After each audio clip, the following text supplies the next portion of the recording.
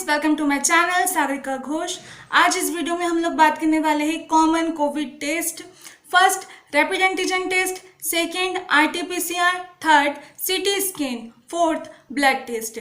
लेकिन इन टेस्टों को लेकर आम जनताओं में बहुत ज़्यादा कन्फ्यूज़न है कि इन टेस्टों को हमें कब करवाना चाहिए, क्यों करवाना चाहिए और इन टेस्टों से आखिर होता क्या है।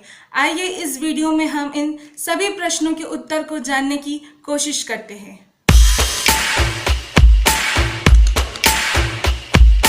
सबसे पहले कोविड टेस्ट कराने के पहले हमें यह समझना होगा, यदि कोई कोरोना इन्फेक्टेड पर्सन, यदि नॉन कोरोना इन्फेक्टेड पर्सन और हेल्दी पर्सन के कांटेक्ट में आ जाता है तो उस हेल्दी पर्सन के अंदर 5 से 11 दिन के अंदर कोरोना के लक्षण दिखाई देने पड़ते हैं। कोरोना वायरस एक रेस्पिरेटरी वायरस है। ये सबसे पहले हमारे फेफड़े को प्रभावित करता है, लेकिन शुरुआती दिनों में ये हमारे श्वसन तंत्र के ऊपरी हिस्से को प्रभावित करता है। उसमें नाक, मुंह और गला सबसे पहले हमारा प्रभावित होता है। सबसे पहले हमें लक्षण दिखाई देते हैं बुखार, गले में दर्द, गले में सूजन एवं खराश, सूखी खांसी तथा किन्हीं लोगों में डायरिया जैसे प्रॉब्लम भी दिखाई देते हैं। ये सबसे ज़्यादा 3 दिनों के अंदर रैपिड एंटीजन टेस्ट और आरटीपीसीआर टेस्ट का यूज़ किया जाता है। आइए रैपिड एंटीजन टेस्ट और आरटीपीसीआर को हम आईसीएमआर की गाइडलाइन के द्वारा समझने की कोशिश करते हैं। गाइडलाइंस के अनुसार यदि आपका रैपिड एंटीजन टेस्ट पॉजिटिव पाया जाता है तो आपको कोविड पॉजिटिव माना जाएगा। आपको और कोई टेस्ट जैसे कि आरटीपीसीआर वगैरह करवाने की जरूरत नहीं है।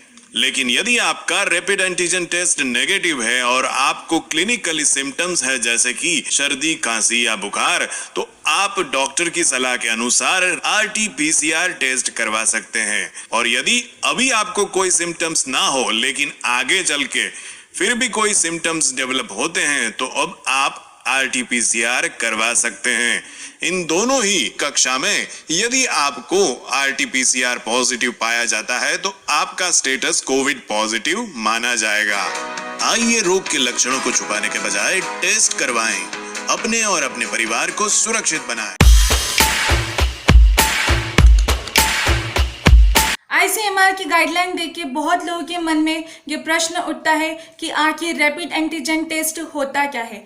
रैपिड एंटीजन टेस्ट उसी की तरह रैपिड होता है। ये कोरोना के रिजल्ट को 10 से 15 मिनट के अंदर आपका कोरोना के स्टेटस को ये बता देता है। एंटीजन टेस्ट की मदद से ट्रीटमेंट जल्द से जल्द शुरू करने में भी डॉक्टर्स को सहायता मिलती है। दूसरी बात, रैपिड एंटीजन टेस्ट काफ़ी स्पेसिफिक टेस्ट होता है। यदि आपका रैपिड एंटीजन टेस्ट यदि पॉजिटिव आता है, आपको यह मान के चलना चाहिए कि आपका कोरोना स्टेटस 100% पॉजिटिव है। यदि आपका रैपिड एंटीजन टेस्ट पॉजिटिव है, आपको आरटीपीसीआर कराने की कोई आवश्यकता नहीं है।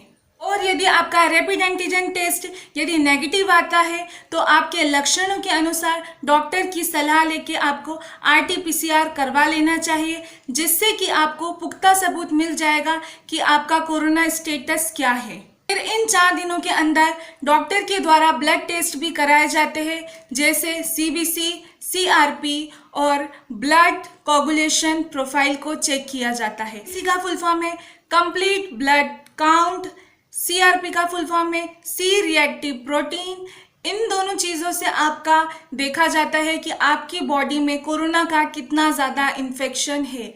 इसके मेजरमेंट से आपकी बॉडी में कोरोना का कितना इन्फेक्शन है, सीआरपी रेट कितना है, इन सारी चीज़ों से पता चलता है। नॉर्मली जो सीआरपी प्रोटीन होता है वो 1 to 10% होता है। 10% से ज़्यादा इंक्रीज होने से आपको कोरोना इन्फेक्टेड के लक्षण दिखाई देने लगते हैं। इससे हमें यह पुख्ता सबूत मिलता है कि आपकी बॉडी में कोरोना का आखिर कितना इन्फेक्शन है। दोस्तों, ये तो हो गई शुरुआत के दिनों की बात। अब 4 से 7 दिनों के बाद कोरोना आपके श्वसन के निचले हिस्से को प्रभावित करता है। सबसे पहले ये आपके फेफड़ों को प्रभावित करना शुरू कर देता है। इन दिनों में हमें जो लक्षण दिखाई देते हैं, जैसे सूखी खांसी, सांस लेने में तकलीफ, थोड़ा सा भी चलने फिरने में थकान और कई बार सीने में भी दर्द होता है। सारे लक्षण हमें दिखाई देते हैं क्योंकि कोरोना की वजह से हमारे फेफड़ों में निमोनिया पैदा हो जाता है।